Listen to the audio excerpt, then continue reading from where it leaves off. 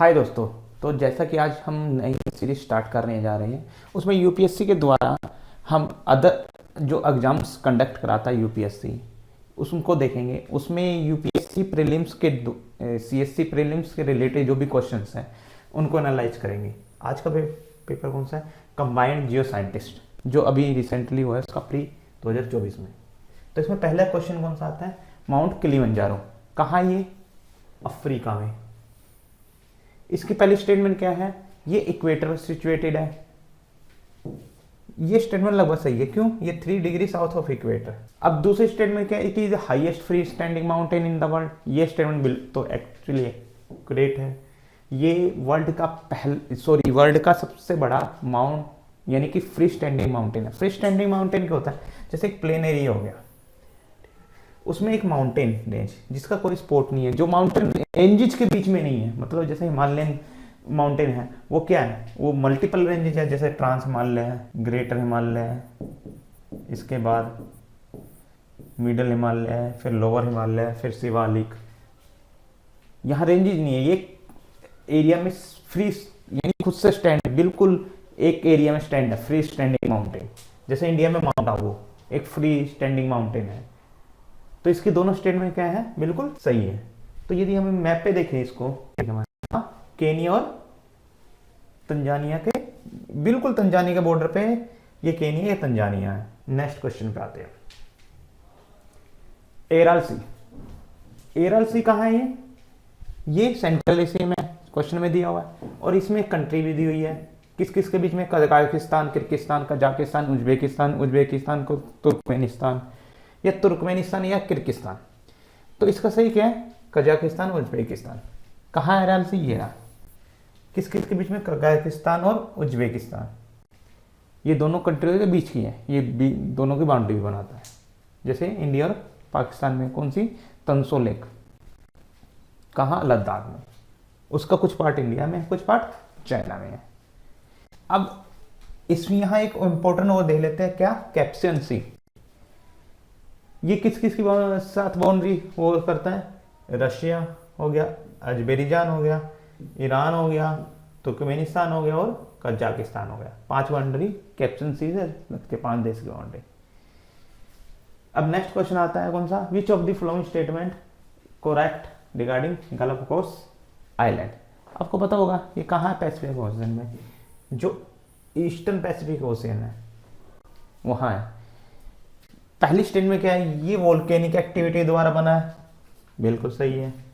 दूसरी स्टेटमेंट क्या है? ये पार्ट ऑफ साउथ इंडिया है, लेकिन नेशन पेरू नहीं है। या नेशन क्या है? इक्वाडोर। ये इक्वाडोर की टेरिटरी के अंदर आता है। टेरिटरी मतलब जो उसकी एक्स्ट्रा वो यानी टेरिटरी होती है। तो देखो ये कहाँ बना है? वोल्केनो में बहुत साल पहले। ठीक है। फ्रॉम देयर यूनिक जियोलॉजी, और जियोलॉजी और बायोडाइवर्सिटी के लिए जाना जाता है, सबको पता है। ये कहाँ इक्वाडोर है? उससे 1000 किलोमीटर उसमें सी में, पैसिफिक ओशन। अब दूसरी, ये किसने फाउंड किया था? ये चार्ल्स डार्विन। कब? 1835 में। अब इसको यदि आपको इसकी फेमस थ्योरी पता हो, कौन सी? Survival to the fittest. ये इसकी फेमस थ्योरी है। तो इस क्वेश्चन का आंसर कौन सा होना चाहिए? इस क्वेश्चन का आंसर होना चाहिए ए। अब नेक्स्ट क्वेश्चन पे आते हैं हम। कौन सा है?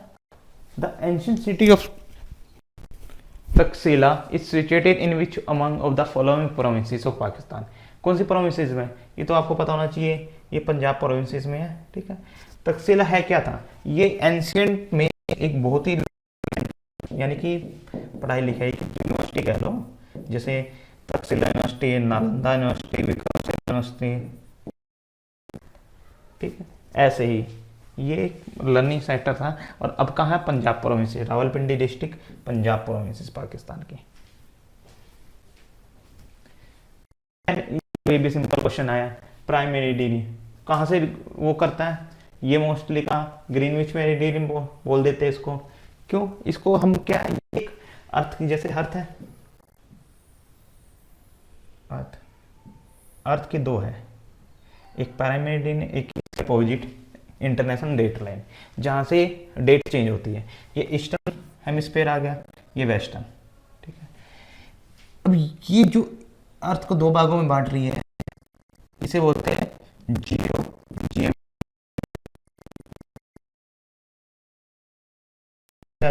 माइनस हो जाएगा। अब ये कौन कौन सी, ये देखो, ये यहाँ एक यूरोपियन कंट्रीज है, यूरोप, और यहाँ अफ्रीकन कंट्रीज है, इनको दो को पास कर। इसमें यूरोपियन कंट्री कौन कौन सी है? UK, France, Spain.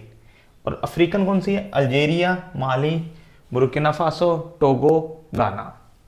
ये 7 कंट्रीज है। तो इसमें आंसर कौन सा आना चाहिए? इंग्लैंड हो गया, आया है, फ्रांस हो गया, पुर्तगाल नहीं है, स्कॉटलैंड नहीं है। तो आंसर क्या होना चाहिए? A and B. Next, Vijayanagara empire. आपको पता विजयनगर अंपायर हिस्ट्री में बहुत इंपॉर्टेंट है। इसमें हम स्टेटमेंट देखेंगे, Colin Mackenzie was the first surveyor general of India to visit. ये बिल्कुल सही है, यही था जिसने यानी कि विजयनगर के उस वहाँ पहली बार एक्वेट किया था, excavate. John Marshall was the first to take photography of the site. ये गलत है। जॉन मार्शल क्या है? इसको फेमसली नोन किया जाता है इंडस वैली सिविलाइजेशन के लिए। ऐसे जेम्स प्रिंस था, वो किसके लिए? वो अशोका की जो इंस्क्रिप्शन थे उसके लिए फेमस था। नेक्स्ट आता है इसमें, James Burgess was the first to undertake conservation of Hampi. ये स्टेटमेंट थोड़ा सा वो है, यानी कि इसमें थोड़ा सा डायरेक्टली नहीं हम सब बोल सकते ना, तो मुझे कोई रिसर्च अच्छे से मिले कि देखो, इससे पहले बहुत सारे आर्कियोलॉजिकल सर्वे हुए हैं, तो जो उन्होंने वहाँ के कंजर्वेशन को अंडरटेक किया था, तो ये थोड़ा सा स्टेटमेंट वो है। और यदि हम आंसर के हिसाब से देखें, ये स्टेटमेंट गलत है, इसमें भी 2, ये भी गलती है। तो आंसर क्या होना चाहिए? 1। फॉरेनर ट्रैवल्स की बात की गई है और उसके जो कंट्री कहाँ से वो बिलोंग करते हैं। जैसे सैयद अली कौन सा था? ये ऑक्टोमन एम्पायर। ऑक्टोमन एम्पायर कहाँ से थी? टर्की से। इब्न बतूता कहाँ से? मोरक्को से। पीटर इंग्लैंड से। बरबोसा पुर्तगीज से। तो आंसर क्या होना चाहिए इसका? 2 1 4 3 ए। ये इसकी एक्सप्लेनेशन है, जैसे देख सकते हैं। सैयद कहाँ से? ऑक्टोमन नेविगेटर था, Turkey travel to India 16th century में आया था। इब्न बतूता मुस्लिम फेमस, इसने फेमस बुक रिहाला लिखी है। पीटर मुंडी कहाँ से? कॉर्नवाल, ठीक है। Become one of the first traveller of middle century after learning French, visiting Indian factory, ठीक है। ये एम्प्लॉय कहाँ था? ईस्ट इंडिया कंपनी का एम्प्लॉय था, जिसने सूरत में भी काम किया है। And the court of Mughal empire in Agra. Duarte Barbosa कहाँ? पुर्तगीज वाइटर था, ठीक है। और इसने क्या? क्रिस्टोफर है। और इसका एक और है, जो फर्स्ट वर्ड की वो ही थी, तो उसमें भी पार्टिसिपेट किया था, यानी कि जो फर्स्ट की वर्ड है, यानी कि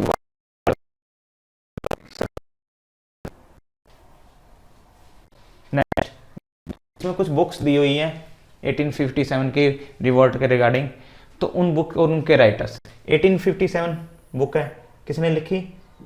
एसएन सेन, बिल्कुल सही है। Civil rebellion in the Indian mutinies किसने लिखी? आरसी मजूमदार, गलत, ये लिखी थी एसबी चौधरी ने। The sepoy mutiny and the revolt of 1857 ये किसने लिखी? ये लिखी आरसी मजूमदार ने।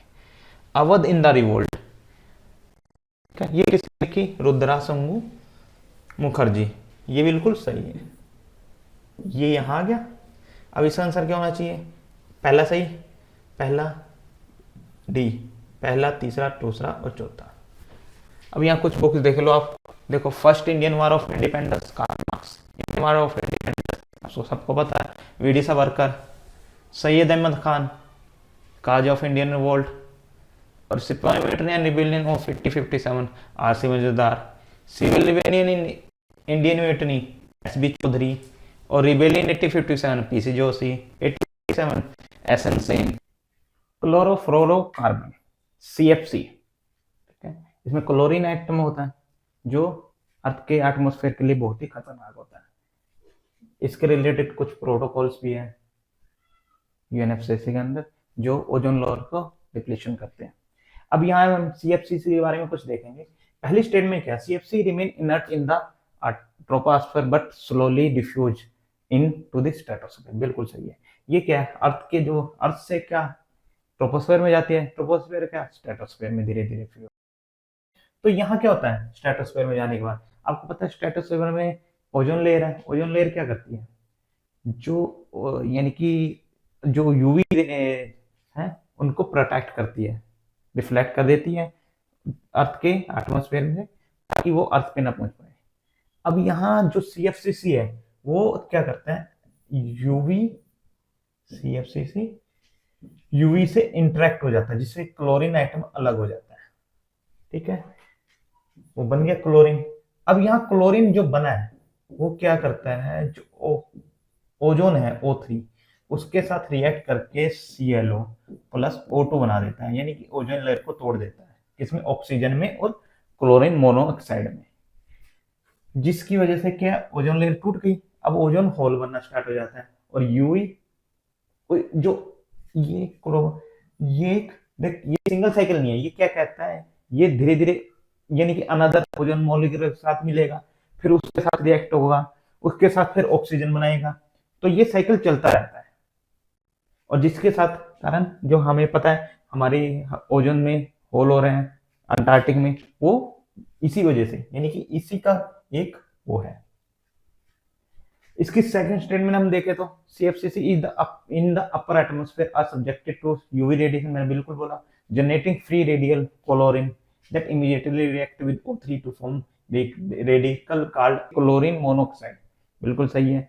Each chlorine can initiate a series of chemical reaction leading to the destruction of ozone layer। यहाँ तीनों स्टेटमेंट क्या बिल्कुल सही है। नेक्स्ट पे देखेंगे अब कुछ बायोम के बारे में पूछा गया है, जैसे tropical savanna biome is a tropical grassland with scattered drought resistance tree. पता है भाई ये बायोम कहाँ पाया जाता है, जहाँ मॉइस्चर कम हो, जहाँ ड्राफ्ट कंडीशन ड्राउट, और वहाँ छोटे ट्री पाए जाते हैं, जैसे डिजर्ट एरिया में पाए जाते हैं, जिनको ज्यादा पानी की जरूरत नहीं होती। पहली स्टेटमेंट बिल्कुल सही है। Temperate forest biome is a high altitude region in Himalaya, नहीं, ये जो मिडिल एल्टीट्यूड रीजन है हिमालय उसमें पाया जाता है। हायर एल्टीट्यूड में कौन से पाए जाते हैं, अल्पाइन टुंड्रा, ये फॉरेस्ट, तो ये स्टेटमेंट गलत है। Temperate coniferous forest biome is found in very dry environment where temperature range from very cold to very hot. बिल्कुल सही है। यहाँ क्या है, यहाँ बोला गया ड्राई इन्वायरमेंट और वह टेम्परेचर है very cold to very hot, ये स्टेटमेंट बिल्कुल सही है। जैसे यहाँ देखो कॉनिफरस फॉरेस्ट इज डब्ल्यू, ये कहाँ पाया जा रहा है, प्रेडोमिनेटली इन एरिया ऑफ वार्म, जैसे कौन सा वार्म, कौन सा हॉट टेम्परेचर और कूल वेंट।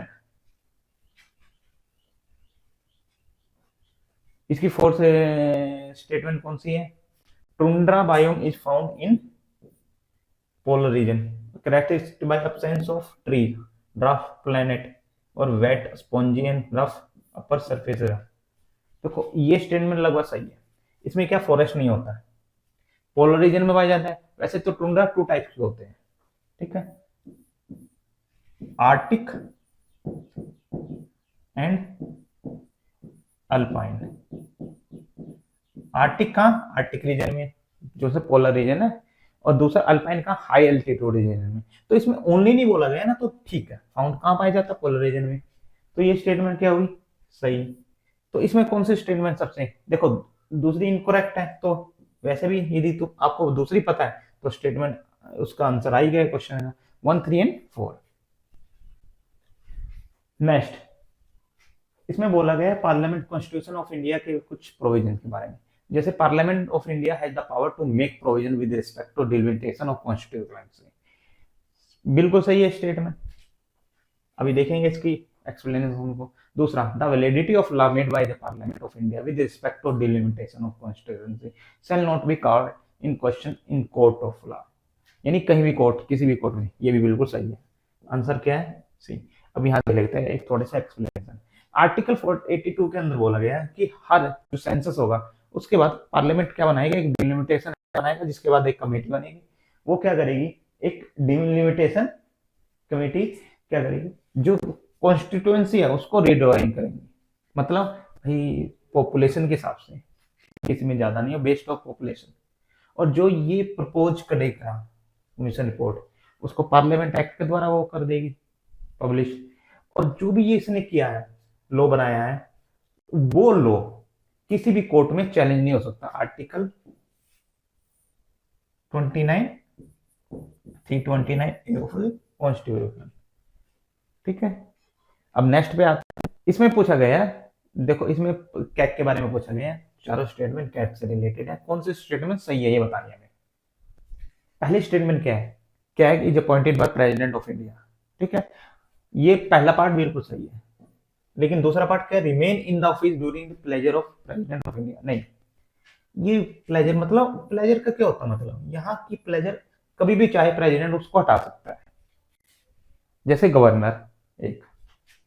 लेकिन यहाँ क्या है, जो अपॉइंट किया जाता है प्रेसिडेंट के द्वारा, लेकिन उसके कुछ टर्म्स होते हैं 6 और 45, और ये हटाया नहीं जा सकता president, only in accordance with the procedure mention in the constitution that is man same in the supreme court. जैसे सुप्रीम कोर्ट का जज हटाया जाता है उसी प्रोसीजर के हिसाब से, जैसे इम्पीचमेंट प्रोसीजर एक तरह का, जिसमें एक जुडिशियल इंक्वायरी होती है, फिर पार्लियामेंट में लाया जाएगा उसको, यानी कि जो प्रोसीजर है उसको, तो वो पार्लियामेंट में वोटिंग होगी, उसके बाद जब वो ये वोटिंग के थ्रू पास हुआ तो हटाया जा सकता है। दूसरा, administrative expenses of office of क्या charge upon the contingency fund of India. यहां तक स्टेटमेंट बिल्कुल ठीक है, लेकिन यहां इसने थोड़ा वो कर दिया, यहां आना था कंसोलिडेटेड फंड ऑफ इंडिया। अब कई बच्चे क्या करते हैं, यहाँ चार्ज अपॉन ठीक है, क्योंकि दो स्टेटमेंट फर्क होता है, तो चार्ज अपॉन और चार्ज फ्रॉम। अब तीसरी, the report of CAG related to the account of union and state are submitted to the president of India. भाई ऐसा है, यहाँ जो स्टेट की है ना, ये गड़बड़ होगी बस, ये किसको जाती है, गवर्नर को। वो क्या करेगा, वो स्टेट लेजिस्लेचर में प्रपोज करेगा। और यहाँ फोर्थ स्टेटमेंट क्या है, president of India shall cause the report of CAG related to the account of union to be. बिल्कुल सही है, कहाँ करता है, पार्लियामेंट में पेश करता था। उसकी जो कैग है वो प्रेसिडेंट को देगा, प्रेसिडेंट क्या करेगा पार्लियामेंट में। ये एक्सप्लेनेशन आप पढ़ सकते हैं बिफोर द बोथ हाउसेस। और यहाँ related to the account of state to the governor. Next, a special provision was made in the Constitution of India by the Constitution 89 Amendment Act 2003 to establish the National Commission of Scheduled Caste। ये बिल्कुल सही statement है। 83 जो 89 act आया था ना, 89 act, उसके अंदर क्या दो प्रोविजन, 38 ए 38 ए, ये एससी के लिए आ गया, ये एसटी के लिए आ गया। इसने दो कॉन्स्टिट्यूशनल लॉ बना दी। इससे पहले एक ही थी जो दोनों का काम करती थी, उसके बाद क्या दो अलग अलग होगी। उसके बाद स्टेटमेंट क्या है, national commission for backward classes, national commission for minority and national commission for scheduled caste are constitutional. देखो पहली ये सही है, ये गलत है, ये बिल्कुल सही है। ये 2003 में आ गया था, ये 2018 में आया 102 एक्ट के through. National commission for women in the not a constitutional body, ये किसके द्वारा बनी है, स्टैट्यूटरी बॉडी है, पार्लियामेंट के एक्ट के द्वारा। तो इसका सही आंसर क्या होगा, इसका सही आंसर हो, इसने पूछा, देखो यहाँ गड़बड़ कर देते हैं कई बच्चे कि वे ध्यान से नहीं पढ़ते कि कौन सा सही, इसने क्या पूछा है, नॉट करेक्ट। तो इसमें नॉट करेक्ट कौन सा है, सिर्फ 2। आंसर क्या होगा इसका, इसका ओनली सी, यानी 2। अब ये देख लो, नेशनल कमीशन फॉर वुमेन क्या, not a constitutional body, act by parliament in 1990। Next आ जाओ, which of the following statement regarding tropical deciduous forest in India? पहली, they are the most widest forest of India। India का mostly 50 to 60% जो forest है, 65, वो क्या है, deciduous forest है। इसमें दो टाइप होते हैं डेसिडियस में, कौन कौन से, एक मॉइस्ट, एक ड्राई। ये 100 से 200 में पाया जाता है सेंटीमीटर वर्षा, ये 70 से 100 में सेंटीमीटर। ठीक है, तो यहाँ क्या है, देश, दूसरे स्टेटमेंट में क्या हुआ था, देश spread over the region and which receive annual rainfall 30। बिल्कुल दोनों स्टेटमेंट बिल्कुल सही है। यहाँ इसके बारे में एक्सप्लेनेशन दी है, कहाँ 100 में, और मोस्टली इंडिया का 60-65 फॉरेस्ट कवर कहाँ है, इसमें है। Next, which of the following state are the leading producer of bauxite. Bauxite किसका वो होता है रॉ मटेरियल, एल्यूमिनियम का। एनुअल रिपोर्ट के हिसाब से कौन सी स्टेट में सबसे ज्यादा है, इसने पूछा है। देखो ये चारों स्टेट बॉक्साइट के लिए सबसे ज्यादा आपको पता हो, ओडिशा, फिर उसके बाद झारखंड, फिर उसके बाद गुजरात, फिर उसके बाद छत्तीसगढ़। तो सबसे ज्यादा कहाँ हुआ, पहला और तीसरा। और यही दूसरी क्वेश्चन हम देखते विच of the following statement regarding groundnut cultivation in India.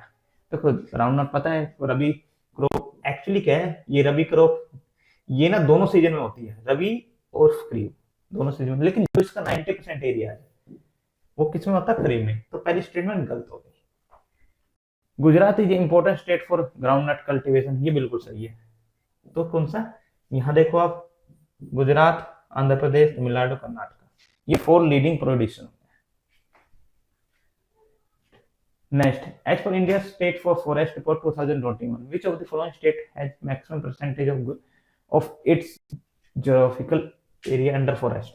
अब दोस्त यहाँ ना क्वेश्चन ने पूछा परसेंटेज के हिसाब से, तो इसका आंसर आएगा मिजोरम।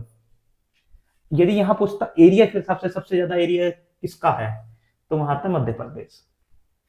दो यहाँ कंफ्यूजन हो जाती है कई बार, एक स्टेट का एरिया में सबसे ज्यादा फॉरेस्ट किसका है, ठीक है। तो यहाँ क्या होता है, परसेंटेज निकालना होता, तो जितना फॉरेस्ट एरिया मानो 30 स्क्वायर किलोमीटर है, और ये एरिया टोटल है 100 स्क्वायर किलोमीटर, तो यहाँ 30% एरिया हो गया स्टेट का। और यदि हम यही पूछे कि भाई यहाँ जैसे एक कंपेयर करें इसको, एक स्टेट का एरिया है 100 स्क्वायर किलोमीटर और वहां है फॉरेस्ट 100 स्क्वायर किलोमीटर छोड़ो, यहाँ है 10 स्क्वायर किलोमीटर, और यहाँ फॉरेस्ट के लिए क्या है 8 स्क्वायर किलोमीटर। अब यहाँ फॉरेस्ट एरिया कितना हो गया 80%, फॉरेस्ट सबसे ज्यादा है यहाँ, परसेंटेज के हिसाब से सबसे ज्यादा है यहाँ इसी चीज में। मिजोरम क्या है सबसे ज्यादा परसेंटेज के हिसाब से। मिजोरम के बाद कौन सा आता है, यहाँ कितना 84%, फिर अरुणाचल प्रदेश, फिर मेघालय, फिर मणिपुर, फिर नागालैंड।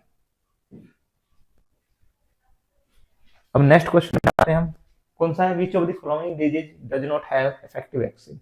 आपको पता है चिकन पॉक्स आम है, थायराइड भी, एचपीवी भी। यहाँ आंसर क्या आता है इसका, सी जो सी है, इसके वो नहीं है, वैक्सीन नहीं है, ये शॉर्ट टर्म इन्फेक्शन होता है। Which of the following example of genetic disorder. और जेनेटिक डिसऑर्डर का मतलब क्या होता है, जेनेटिक डिसऑर्डर का मतलब होता है, इसका मतलब है कि जो यानी कि जीन्स में है और जो एक पीढ़ी से दूसरी पीढ़ी में जाता है, ये है डाउन सिंड्रोम। देखो डाउन सिंड्रोम क्या है, का जो genetic disorder, presence of additional copy of chromosome number 21, in fact individual in short stage with small and round head for tongues, ठीक, न्यूमेरिकल नंबर। एक्चुअली क्या है, जो ह्यूमंस है उसमें क्या होता है 46 क्रोमोसोम होते हैं, ठीक है, उसमें से 44 तो पेयर्स हो गए अलग, ऑटोजोम्स 2 अलग होते हैं, उसमें एक होता है एक्स, एक वाई या एक एक्स। जो एक्स वाई होता है वो मेल हो गया, और जो एक्स वाई होता है वो क्या होता है, फीमेल। बायोलॉजी में पढ़ेंगे आप। और ये ऑटोजोम, ये सब जो होते हैं 2-2 के पेयर में होते हैं। जो इसमें डाउन सिंड्रोम में क्या होता है 21th पेयर है, उसमें 2 की बजाय जैसे एक्सेस है तो उसमें 3 होते हैं, एक एडिशनल हो गया क्रोमोसोम, जिसकी वजह से क्या है वो एक जेनेटिक डिजीज बन जाता है, यानी कि जो हर एक हेरिडिटरी में चला जाता है। अब next, the 2 medieval period canal originating from the Sutlej and Yamuna river and joining at Karnal were made at the order of. देखो आपको पता ही है, मोस्टली जो कैनल्स का काम कराया था उसने किसने कराया था, फिरोज शाह तुगलक।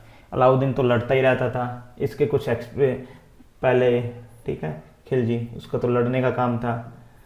और मोहम्मद बिन तुगलक ये अपनी पॉलिसी बनाता रहता था, वो उसमें अड़ते रहते हैं। और ये बनाए लोधी, इसका काम था पार्क बनाना ज़्यादातर। पे आ जाते हैं हम एक बार। फिर who among the following has written 3 work on the science of music, यानी एक म्यूजिकल ट्रेटी है जिस जो लिखी गई थी। संगीता राजा, ठीक है, संगीता मीमांसा और सुधा प्रबंधा, ये किसने लिखी? महाराजा कुंभादेव मेवाड़। ये मेवाड़ के राजा थे, इनको लिखने का बड़ा शौक था म्यूजिकल रूप में। अब next, which among the following temple constructed by queen Loka Mahadevi in Pattadakal is a UNESCO world heritage site. ये है विरूपक्षा टेम्पल, ठीक है। कहाँ ये पतादकल में। ये इसके राजा इन्होंने क्या कांचीपुरम में भेजा कि, तो क्वीन ने खुश होकर क्या कर दिया, एक मंदिर बनवा दिया। कहाँ? विरूपक्षा टेम्पल। अब यदि हम यहाँ इन डिफरेंट टेम्पल्स को देखें तो कैलाशनाथ टेम्पल कहाँ है? ये किसने बनवाया था? राष्ट्रकूटा ने, ठीक है। कृष्णावन प्रथम। बृहदेश्वर टेम्पल चोला,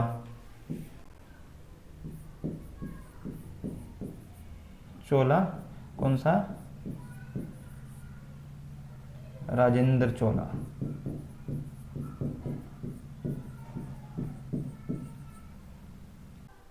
श्रीगंबम टेम्पल किसने? Chola. Next question, which among the following statement is correct. देखो यहाँ तमिल भक्ति मूवमेंट के बारे में बात की हुई है। देखो इसमें पहले स्टेटमेंट क्या है? Nalayira Divya Prabandham is the anthology of Alvar saint. Alvar कौन से थे? ये विष्णु वाले, विष्णु सेंट, ठीक है। ये स्टेटमेंट सही है। ये क्या है? जो विष्णु सेंट्स हैं उनका एक एंथोलॉजी है नालाविहार कंपोजिशन, ठीक है, जिसमें 4000 तमिल वर्सेज हैं जो 12 अलवर सेंट्स ने लिखे हैं डिवोट टू विष्णु। दूसरा, Tevaram is collection of Tamil सेव्याशंट, यानी शिव वाले जो शिव को पूजते थे, ये भी स्टेटमेंट सही है। नाला विहार Divya Prabandham is also describe, ये स्टेटमेंट बिल्कुल एक्यूरेट है। ये क्या? नाला दिव्य दर्पण, ये तमिल वेदा एक तरह का कहते हैं, जैसे हमारे 4 वेदा है ना, ऋग्वेद, यजुर्वेद, अर्थवेद, वैसे ही तमिल वेदा कहते हैं इसको। और तेवारम क्या है? शिवा हिम्स का एक वो है कलेक्शन। तो इसमें तीनों स्टेटमेंट बिल्कुल सही है। अब नेक्स्ट क्वेश्चन पे आए, who among the flowing is the writer of Kirtana Ghosha. कौन था इसका? श्रीमद शंकराचार्य, मेडिवल में थे। उन्होंने क्या करा? ब्रजावली लैंग्वेज, इसकी लैंग्वेज कौन सी है? ब्रजावली लैंग्वेज। नेक्स्ट पे आते हैं, इन अप्रैल 1908 प्रफुल्ल चाकी एंड खुदीराम बोस ने एक बम गिराया था मुजफ्फरनगर में, किसके ऊपर? किंग्सफोर्ड के ऊपर। ये कौन थे? ये थे डिस्ट्रिक्ट जज। कौन थे? डिस्ट्रिक्ट जज, जिसमें 2 ब्रिटिश वुमेन्स की मौत हो गई और इनको फांसी दे दी गई। Which of the following statement about photochemical is are correct. देखो फोटोकेमिकल स्मोक की वजह इरिटेशन होता है, रबड़ में क्रैकिंग हो जाती है और कंसिडरेबल डैमेज होता है लाइफ में, जो पेड़ पौधों में, प्लांट लाइफ में। तीनों स्टेटमेंट इसकी बिल्कुल सही है। Which among the following trace element is non highly toxic. इसमें यदि हम देखें ना, ये वैसे तो टॉक्सिक है, लेकिन इसने पूछा नॉट हाईली टॉक्सिक। इसमें आता कॉपर। यदि कॉपर हाईली टॉक्सिक होता तो इसकी नॉर्मली क्या होती है? वायर बनती है, याद, कॉपर वायर। पहले तो एल्यूमिनियम और उससे ज्यादा एफिशिएंट कौन सा होता है? कॉपर। तो यहाँ यूज नहीं होता। अब जैसे मरकरी का यूज होता है कहाँ? थर्मोमीटर में यूज होता है, लेकिन अब उसको शीशे के अंदर यूज करते हैं। यदि डायरेक्ट कांटेक्ट आ गया तो आदमी मर भी सकता है। तो इसलिए इसमें कौन सा आंसर है? कॉपर। और ऐसे ही क्रोमियम भी टॉक्सिक होता है, आर्सेनिक भी टॉक्सिक होता है। कॉपर ज्यादा नॉन टॉक्सिक नहीं है, टॉक्सिक नहीं है। अब नेक्स्ट आता है, consider the following combination of lapse rate. Lapse rate मतलब टेम्परेचर गिरना। तो इसमें हमारा कॉम्बिनेशन देखो, अब इसमें कॉम्बिनेशन देखना है हमने, कहाँ पॉजिटिव जा रहा है लैप्स रेट, कहाँ नेगेटिव जा रहा है। अब जैसे आपको पता है ये एटमॉस्फेयर है, ये ट्रोपोस्फेयर, स्ट्रेटोस्फेयर, मेसोस्फेयर, थर्मोस्फेयर। अब यहाँ से ना जैसे ट्रोपोस्फेयर में जाएंगे ना तो हर 1 किलोमीटर पे टेम्परेचर डिक्रीज होता रहता है, ठीक है। तो इसका लैप्स रेट मोस्टली होता है 6.5 डिग्री सेल्सियस पर किलोमीटर, ठीक है। तो ट्रोपोस्फेयर में क्या है, नेगेटिव, बिल्कुल नेगेटिव में जाता है। स्ट्रेटोस्फेयर में क्या है, नेगेटिव। भाई एक्चुअली क्या स्ट्रेटोस्फेयर में कुछ नहीं पता चलता क्योंकि ओजोन लेयर है यहाँ, तो वहां से लेफ्ट साइड नेगेटिव ना होके ये कांस्टेंट भी कह सकते हैं, पॉजिटिव भी कह सकते हैं, तो ये गलत है, नेगेटिव तो है ही नहीं। फिर मेसोस्फेयर में फिर नेगेटिव आ जाता है, ये भी स्टेटमेंट भाई बिल्कुल सही है। थर्मोस्फेयर में पॉजिटिव, तो इसकी स्टेटमेंट कितनी सही है, 3। जैसे यहाँ देखो ट्रोपोस्फेयर में नेगेटिव आ गया, फिर स्ट्रेटोस्फेयर में घूम रहा पॉजिटिव भी आ गया, फिर मेसोस्फेयर में नेगेटिव, फिर उसमें पॉजिटिव।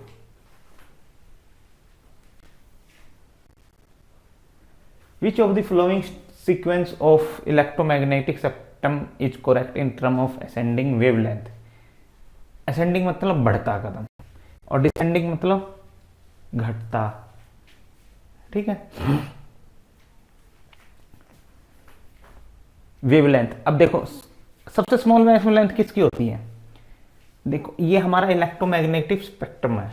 इसमें यदि हम यहां से देखें, ये इस तरफ से देखें तो वेवलेंथ डिक्रीज हो रही है, और इस तरफ देखें तो वेवलेंथ इंक्रीज हो रही है। तो हमने क्या करना है, असेंडिंग ऑर्डर में देखना ना, इंक्रीज होने वाले में। तो सबसे पहले क्या आता है, गामा रे, फिर एक्स रे, फिर अल्ट्रावायलेट रे। हमारा वेवलेंथ का ये है, कितनी वेवलेंथ है यहाँ, 10 की -12, 10 की 10, 10 की 9, 10 की 5 सॉरी 10 की 2, 10 की पावर 3, ये पॉजिटिव में आ गई, ये सब माइनस में है। तो सबसे कम किसकी है, गामा रे की, उससे कम सॉरी सबसे कम उससे ज़्यादा एक्स रे की, फिर अल्ट्रावायलेट की, फिर अल्ट्रावायलेट मतलब यूवी, फिर उसके बाद कौन से विजुअल रेज, फिर इंफ्रारेड, फिर माइक्रोवेव, फिर रोडेवेव। तो इसमें आंसर कौन सा होगा, 3। जैसे gamma rays, X rays, UV, visual, infrared, microwave, radio. और यदि यही फ्रीक्वेंसी के ऊपर बात करें तो उल्टा होता है, जिसकी जितनी कम वेवलेंथ उसकी उतनी ज्यादा फ्रीक्वेंसी। तो सबसे ज्यादा किसकी फ्रीक्वेंसी है, गामा रेज की। In which sphere of atmosphere is unfound ultraviolet, yes ये तो सबको पता है कि यूवी कहाँ अब्जॉर्ब होती है, किसमें, स्ट्रेटोस्फेयर में। Which are the following of organism produce their own food, उनको क्या बोलते हैं, ऑटोट्रोप्स। कौन बनाते हैं, मोस्टली प्लांट्स, ठीक है। और बाकी ये कौन है, हेटेरोट्रोप्स, मोस्ट कंज्यूमर, ठीक है।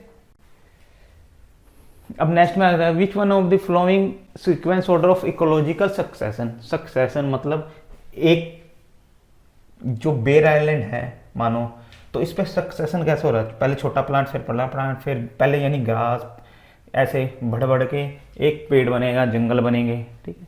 तो सबसे पहले होना क्या चाहिए उसमें, न्यूडेशन, कोई आ रहा है यानी कि कुछ टेम्परेचर बन रहा है, या फिर उसके बाद होगा उसमें इन्वेजन, ठीक है, इन्वेजन। फिर उसके बाद उसमें होगा कंपटीशन, यानी कि दो जो पहले रह रहे हैं उनके साथ कंपिटेट होगा कि भाई हाँ मैं रहूँगा। फिर उसके बाद उसका रिएक्शन क्या होता है, उसका रिजल्ट। उसके बाद जब सब कुछ सेटल हो जाएगा आएगा स्टेबलाइजेशन। तो इसमें हमारा ऑप्शन क्या आता है, बी, न्यूडेशन, इन्वेजन, कंपिटिशन, रिएक्शन और स्टेबलाइजेशन। ये लॉजिकल स्टेज है यानी प्रोसेस है। अब इसमें नेक्स्ट स्टेटमेंट आता है, consider the following statement, the president of India may specify a race to be treated under schedule category for the purpose all purpose under the constitution of India.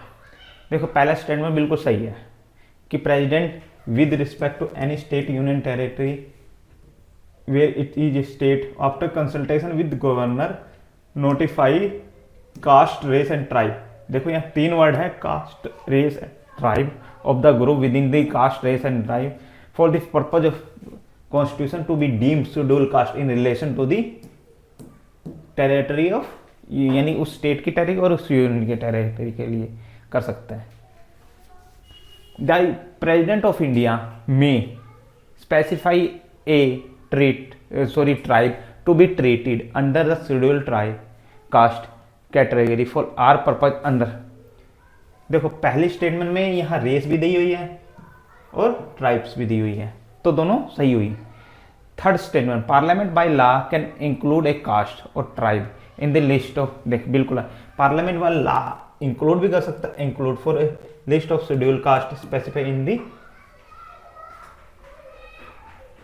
किसी भी उसको, किसी भी ट्राइब और cast को किसी भी लिस्ट में ऐड कर सकता है।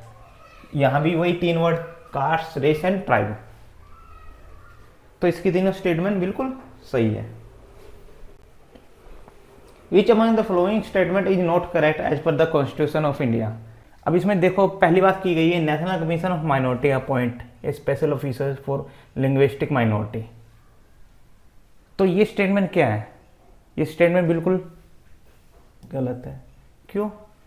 ये special officer for linguistic minority ये कौन करता है? President appoint.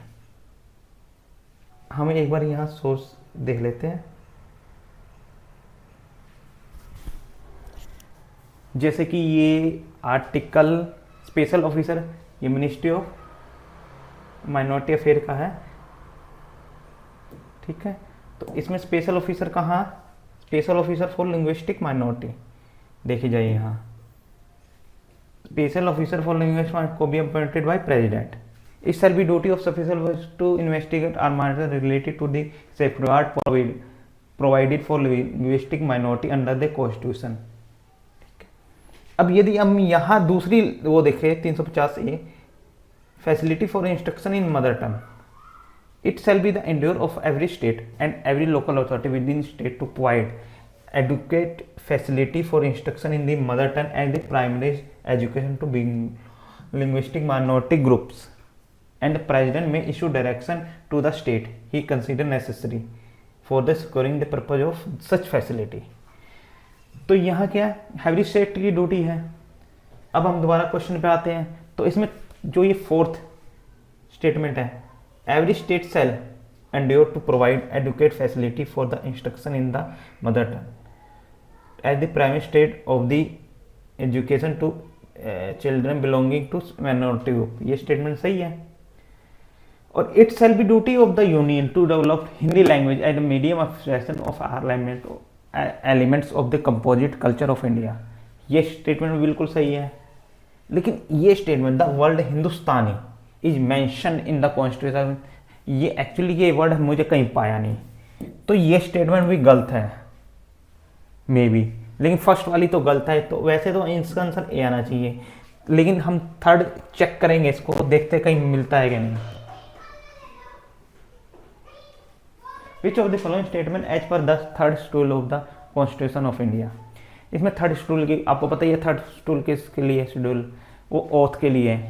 A member of parliament is free to take the oath of affirmation by the swearing in the name of God, बिल्कुल सही है कि भाई वो गॉड के नाम पे वो लेता अपनी ओथ। जज of supreme court has to take oath और affirmation by swearing in the name of the constitution of India, नहीं, ये भी और लेता है किसके?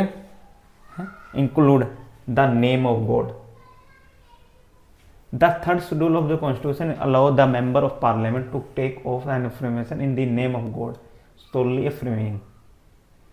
अब यहां भी आता है द जज of supreme court is not required to take the oath specifically by swearing the name of the constitution of India. The oath taken include swearing the name of God of the to bear truth faith and allegiance to the constitution of India, ठीक है। तो इसकी यहां statement ये second गलत हुई, तो answer क्या आता है? 1। Given below are 4 legal terms maximums, यानी कि जो उनकी elaboration, which of the of them means no man person shall be condemned unheard, इसका आंसर क्या आता है? इसका आंसर आता है जो नो बी अनहेड, ये एक्चुअली देखो the Latin maximum audi alteram partem, D है। Translate directly to hear the other side, यानी कि किसी भी आदमी को बिना सुने सजा नहीं दे सकते, ये बोलना चाहता है कि बिना किसी की सुने, यानी कि वन साइड वर्डिक्ट पे कोई भी डिसीजन नहीं होगा। It is a fundamental principle of national justice to fair procedure that no one should be जज without a fair hearing in which the party is given the opportunity to respond the evidence against them. यहाँ हम और देखें तो ओट्रीफ्योस, इसका मतलब क्या है? Principle where a person can not be try against for the offence for which they have already been rightful convicted और इक्वेटेड, यानी कि जिस जुर्म के लिए उसको पहले से सजा मिल सकती है या छूट गया, उसके लिए उसको दोबारा ट्राइड नहीं किया जा सकता। नॉन बीन इन एडम, यानी सेम प्रिंसिपल है कि एक उसके लिए पर्सन को दो बार सजा नहीं दे सकते। ये आर्टिकल 20 जो हमारे कॉन्स्टिट्यूशन का आर्टिकल 20 है उसमें भी दी हुई है। हैबेस कॉर्पस मतलब जो पर्सन अरेस्ट किया है उसको कोर्ट के सामने लाओ, ये तो सबको पता है। अब नेक्स्ट पे आता है which of the following is not correctly match. देखो कोलेरू लेक कहाँ है? तेलंगानी, आंध्र प्रदेश। सतकोसी गोज ये कहाँ है? ये उड़ीसा। कंजली कहाँ है? पंजाब। ठीक है, ये देखो। पाला बैटलैंड कहाँ है? मिजोरम। ये तीनों सही है, कौन सा गलत है? पहला, तो आंसर क्या हुआ? ए। अब नेक्स्ट पे आते हैं हम, which of the following statement regarding urban population in India as per the census 2011। अब आपको पता है 2021 का वो आना था, क्या कहते हैं, सेंसस, लेकिन वो कोरोना की वजह से डिले रहा। तो अब 2011 के सेंसस के ऊपर ही क्वेश्चन आते हैं, तो हम इसमें देखेंगे कि भाई अर्बन पॉपुलेशन के बारे में बात की। More than 31% of population live in town, ये अप्रोक्सीमेटली सही है क्योंकि पॉपुलेशन कितनी थी? 31.16% कहाँ रहती थी? टाउन्स में।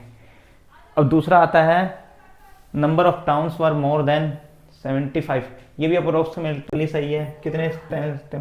7500 के ज़्यादा, थोड़े से ज़्यादा टेम्पल वो क्या नाम टाउन्स थे। तो इसके दोनों स्टेटमेंट बिल्कुल सही है। अब नेक्स्ट पे आता है which among the following is not in situ conservation. In situ conservation कौन सा होता है? जो जहाँ स्पीसीज एनिमल की वही है। जैसे अब वाइल्ड लाइफ सेंचुरी सही है, बोटेनिकल गार्डन ये एक्स सीटू है। ठीक है, बायोस्फीयर रिजर्व्स ये भी है, नेशनल पार्क एक्स सीटू में। और फिर आते हैं जीन बैंक।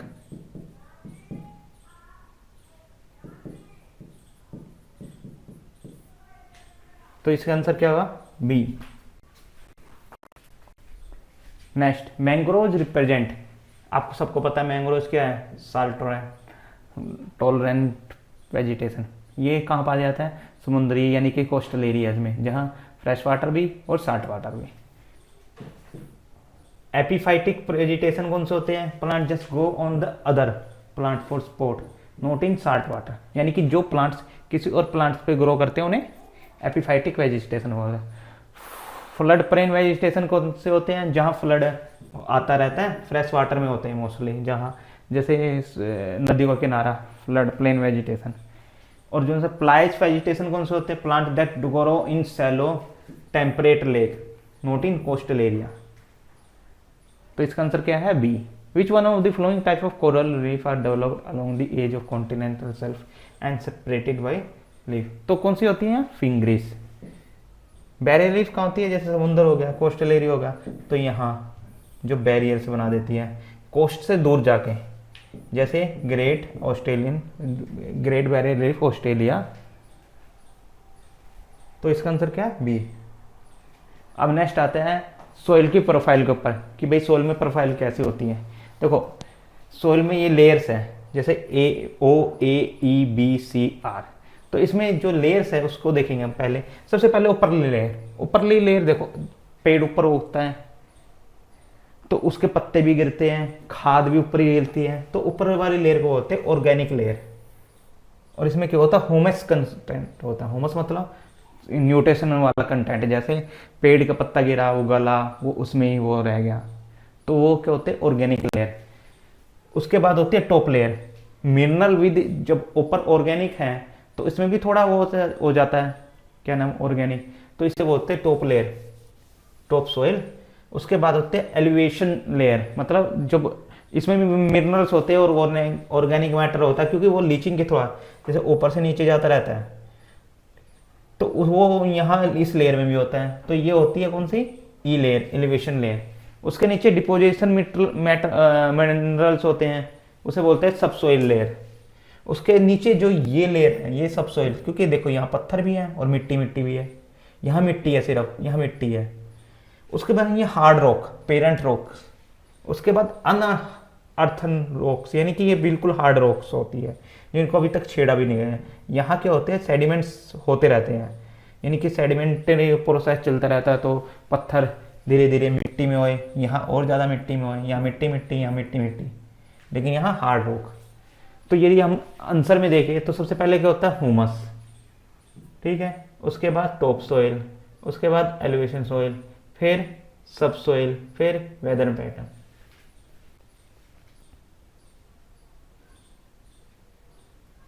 तो आंसर क्या आना चाहिए इसका, इसका आना चाहिए आंसर डी। अब नेक्स्ट क्वेश्चन पे आते हैं हम। Fold mountain are formed in which type of tectonic setting. देखो फोल्ड माउंटेन मोस्टली कहाँ बनते हैं, जहां कन्वर्जेंट जोन होता है। Fold mountain are created when two more earth tectonic plate are posed together, मतलब कन्वर्ज हो रही है। They collide and compress boundary rock and debris और वार्प्ड, जो वार्प्ड हो जाते हैं वो फोल्ड हो जाते हैं। जैसे यहाँ देखो कॉन्टिनेंटल क्रस्ट है, जो आपस में मिल रही है, एक नीचे जा रही है, एक ऊपर जा रही है, जो वार्प हो रही है, तो ये क्या बन गया, mountains range, fold mountain range. जैसे एंडीज, फिर फोल्ड माउंटेन रेंज कौन सी, पैसिफिक ओशन प्लेट है और साउथ अमेरिकन प्लेट है, तो उसको दोनों को मर्ज होके क्या बना, convergent, okay, Andes. Which one of the flowing is the thinnest layer of earth. आपको सबको पता है सबसे ज़्यादा, यानी कि जो लेयर है, मोटी लेयर है अर्थ की, वो कौन सी होती है, सॉलिड। उसके बाद लिक्विड, उसके बाद मेंटल, फिर सबसे ज़्यादा thinnest layer crust.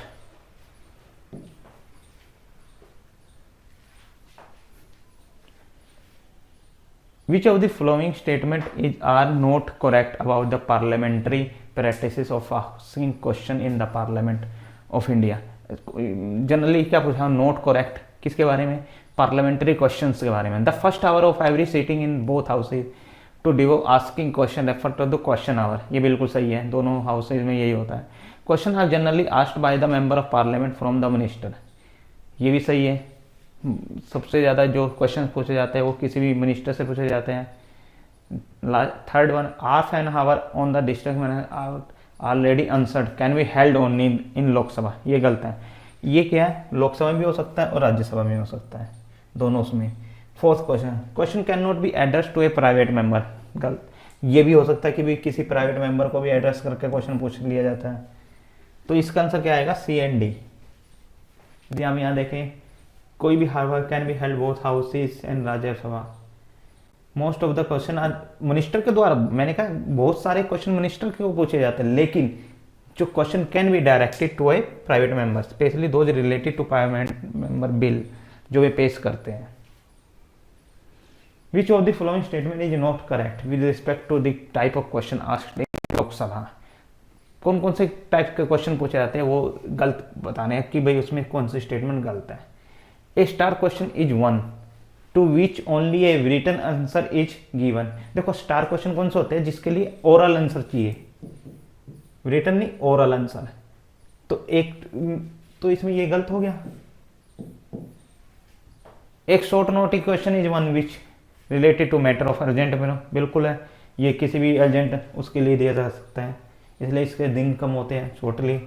A unstar question is one which as orally answer is not given, बिल्कुल सही है, इसके लिए कौन सा आंसर चाहिए, written.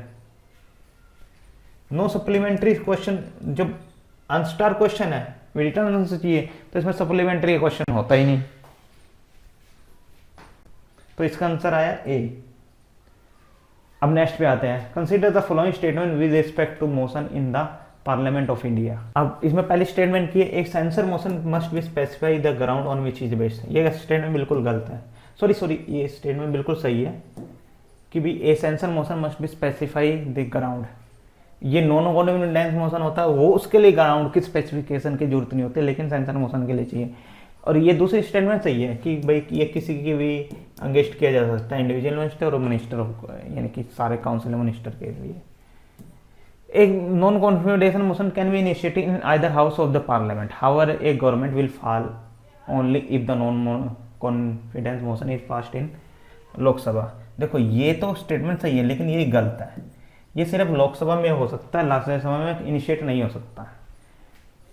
A non-confidence motion must specify the charge against the council of ministers on the basis of which the motion to be based।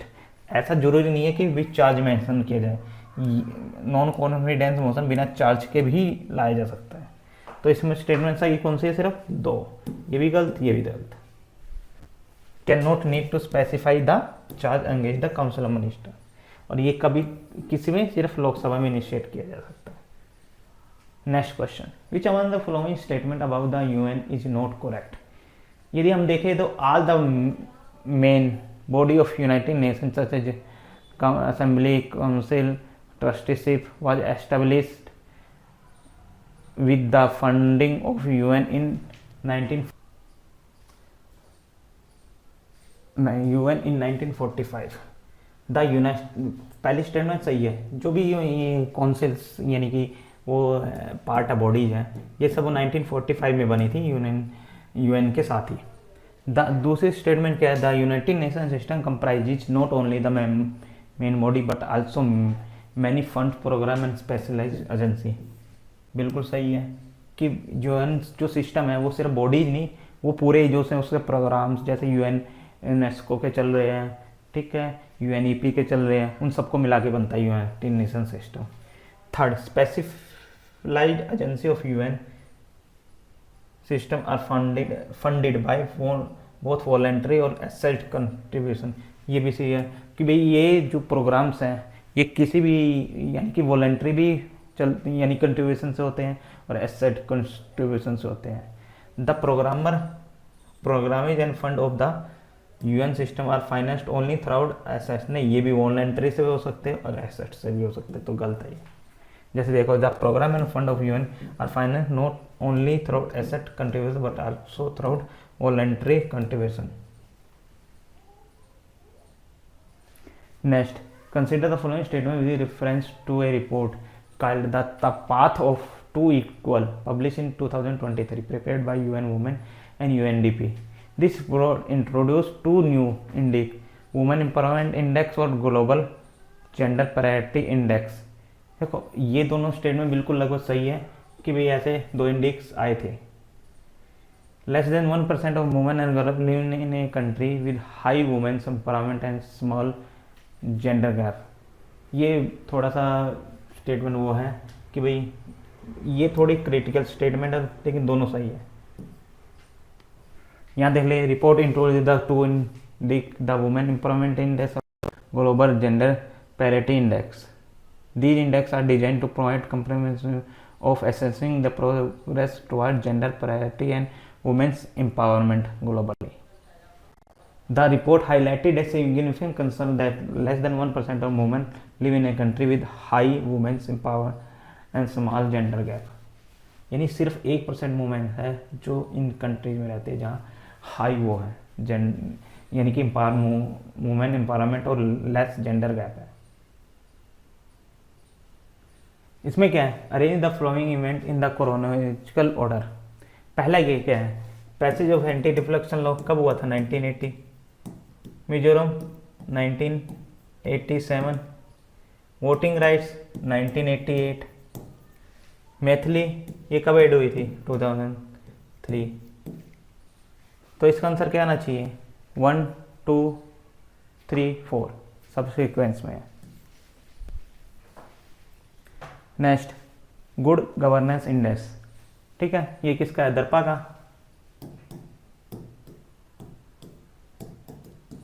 Hyderabad बार brought in the framework of assessment include the some sector agriculture excluding, ये गलत है, इसमें agriculture वो भी आता है। According to दर्पा Jharkhand is the one of the few state that perform badly, ये भी मोस्ट प्रोबेबली स्टेटमेंट गलत है, ऐसा कुछ नहीं है। Union territory are not under the preview of GGA, ये भी गलत है। तो इसका आंसर क्या आना चाहिए, गलत पूछा गया है ना, तो 2, 3 और 4। अब एक बार इसका सोर्स देख लेते हैं, ये क्यों निकाला है, दर्पा 2021, और इसमें क्या स्टेट्स और सेंटर्स, और इसमें जो एग्रीकल्चर एंड अलाइड एक्टिविटी है, सेकंड स्टेटमेंट गलत होगी, और इसमें जो स्टेट्स ने भी पार्ट किया और जो यूनियन टेरिटरीज में पार्ट किया, जैसे जम्मू कश्मीर हो गया, दिल्ली टॉप यूनियन टेरिटरी में, तो इसी सारी स्टेटमेंट जो वो 2, 3 गलत है। अब हम नेक्स्ट क्वेश्चन पे आ जाते हैं एक बार। Which of the following institution is not the world bank group. देखो वर्ल्ड बैंक ग्रुप में 5 इंस्टीट्यूशन है, ठीक है, world bank, international centre for settlement of investment dispute, ये भी है, मल्टीलेटरल इन्वेस्टमेंट गारंटी एजेंसी, ये भी है, investment policy framework for sustainable development, ये नहीं है, ये इंटरनेशनल फाइनेंशियल कोऑपरेशन, ये भी है। यदि हम देखें world bank group is finally 5 institution से मिलकर बना, कौन कौन सी है, IBRD, international development organization, international financial corp, multilateral investment guarantee agency, international centre for settlement of investment dispute. तो इसकी कौन सी थर्ड स्टेट वो गलत है। Which one the following is a source of non renewable energy.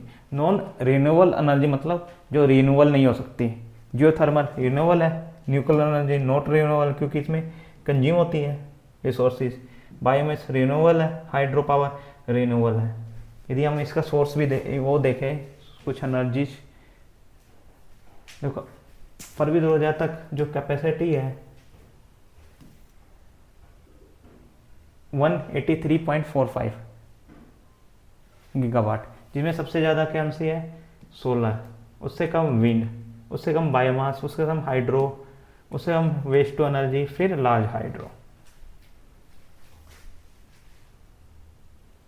अब इस पे आते हैं, विच among the following statement regarding ecotone is correct. आपको पता है इकोटोन क्या होता है, ट्रांजिशन जोन बिटवीन 2 इकोसिस्टम, तो पहली सही है। Which one of the following biosphere biogeographic zone of India cover the largest area. अब इसमें बायोजियोग्राफी कौन कौन से हैं इंडिया में, सबसे पहला आता है ट्रांसवाल है, ये कितना परसेंट है, 5.6%। दूसरा आता है हिमालयन जोन, ये कितना है, 6.4%। उसके बाद कौन सा आता है, इंडिया डिजर्ट जोन, ये कितना है, 6.6%। उसके बाद आता है सेमी एरिड जोन, कितना है, 16.6%। तो सबसे ज्यादा कौन सा आया, सेमी एरिड रीजन।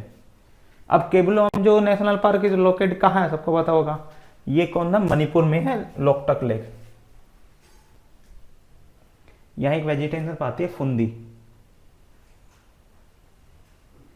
अब नेक्स्ट पे आते हैं हम, बायोस्फीयर रिजर्व प्रोग्राम आज इनिशिएटिव किसका इनिशिएटिव है, ये UNEP का, क्या मैब का। कब हुआ था ये स्टार्ट, 1971 में। इंडिया पे 18 बायोस्फीयर है, जिसमें से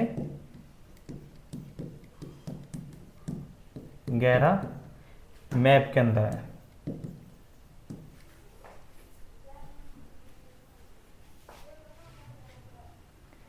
according to IUCN red list vulnerable species is 1, कौन सी होती है, जो हाई रिस्क होती है वाइल्ड के अंदर, ठीक है। अब इसमें हम यहाँ देख लें, एक्सटेंशन कौन से होते हैं, reasonable doubt that the last individual has died, यानी कि जो सा उसका लास्ट वो इंडिविजुअल था वो मर चुका है। एक्सटिंक्ट इन द वाइल्ड मतलब known only to survive in the captive, यानी कि हमने कहीं सेव करके रखा हुआ है, जैसे प्रिजर्व में, क्रिटिकल एंडेंजर्ड मतलब जो यानी कि इंस्टिंक्शन की लिस्ट में है, वाइल्ड में है, लेकिन अभी वाइल्ड में, यानी कि भाई किसी पार्क में घूम रहे हैं, है अभी, लेकिन हो सकता है कि ये ख़त्म हो जाए। एंडेंजर। वेरी हाई, देखो इसमें एक्सट्रीमली हाई है, इसमें वेरी हाई आ गया, सेम है वाइल्ड का लेकिन वेरी हाई है, लेकिन फेसिंग इसमें वेरी हाई की जगह हाई रिस्क आ गया वरनेबल में। नियर टन में आ जाता है, हाँ भाई इनको थर्ड है फ्यूचर में। लिस्ट कंसर्न, हाँ भाई ये स्टेबल पॉपुलेशन नहीं है, लेकिन हाँ एक्सटिंक्शन हो सकते हैं। डाटा इंसिडेंट तो आपको पता भाई अभी कुछ डाटा नहीं है, लेकिन एस्टिमेट टू इस रिस्क एक्सटिंक्शन। ठीक है, तो इसका स्टेटमेंट क्या हुई, दो सही है। Which of the following statement with respect to milk production in India. देखो अब जैसे इंडिया में वो आया था ऑपरेशन वाइट रेवोल्यूशन, तो उसके अंदर क्या था, मिल्क प्रोडक्शन को बढ़ाया गया था। तो इंडिया में क्या है, जो लास्ट डिकेड में मिल्क प्रोडक्शन बड़ा तेजी से बढ़ा है। यही देखें हम डाटा के हिसाब से देखें तो यहाँ कितना था 127.9 और यहाँ कितना है 210, मतलब ये 1.5 गुना से भी ज़्यादा बढ़ गया। यहाँ कितना गया, मोर देन 5%, 50% सॉरी। तो पहली स्टेटमेंट सही है। although the milk production over the above period has increased, per capita availability of milk has decreased। देखो ये दूसरा क्या है, ये था ग्राफ किसका, मिल्क प्रोडक्शन का, लेकिन ये क्या है, ये ग्राफ है मिल्क अवेलेबिलिटी पर कैपिटा। देखो यहाँ 210 था, 200 सॉरी 80 है, यहाँ 400 पहुँच चुका है। तो मिल्क जो पर कैपिटा वो भी इंक्रीज हुआ है। तो इसकी पहली स्टेटमेंट सही है, दूसरी गलत है।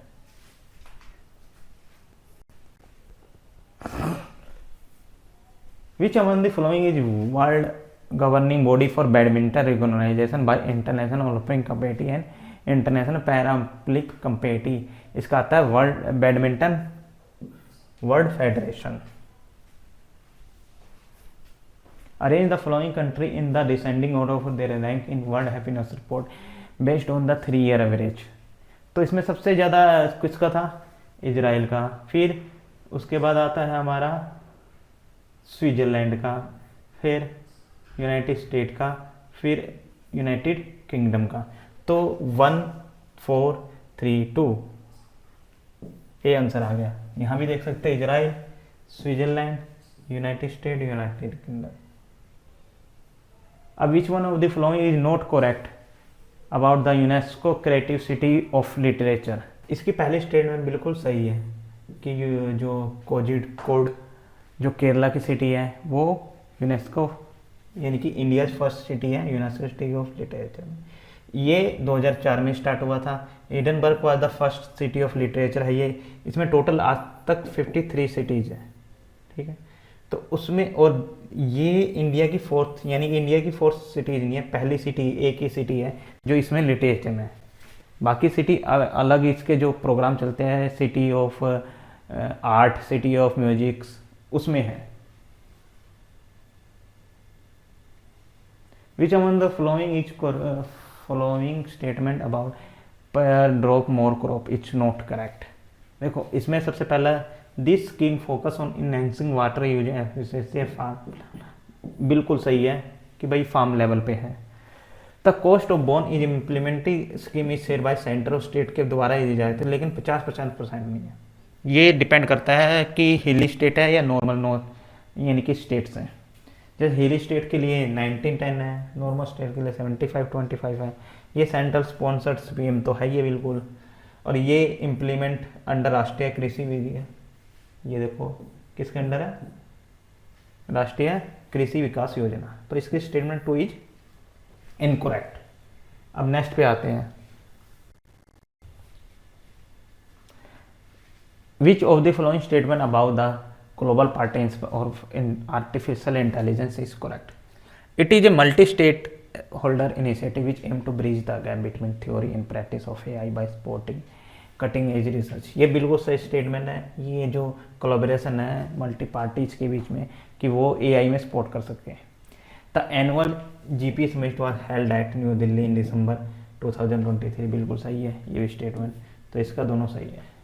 यहाँ देख सकते हैं ये भाई ये मल्टी स्टेक होल्डर में इनिशिएटिव है कि भाई आपस में कोलैबोरेशन किया जाए।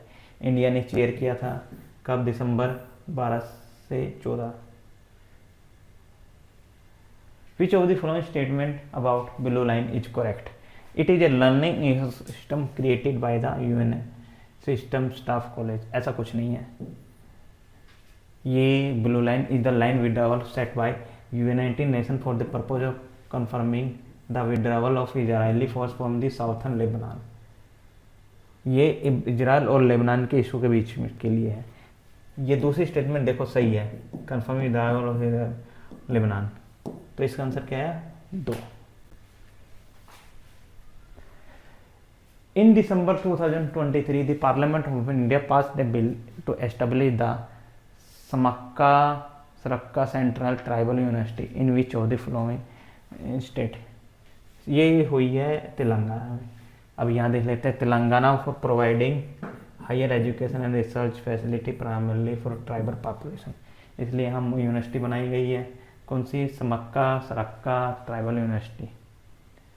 तो अब ये डिस्कशन हमने किया कंबाइंड जियो साइंटिस्ट पेपर का यूपीएससी, और इसमें जो भी जीएस प्रीलिम्स के हिसाब से क्वेश्चंस आए हुए हैं हमने देखे। ऐसे ही हम और पेपर्स डिस्कस करेंगे, जैसे एनडीए का हो गया, ठीक है। तो उसके अलावा जो इंडियन इंजीनियरिंग सर्विसेज में कुछ क्वेश्चंस आते हैं करंट अफेयर्स से रिलेटेड कह लीजिए, तो इन पेपर्स को हम अगली सीरीज में देखेंगे। Thank you for the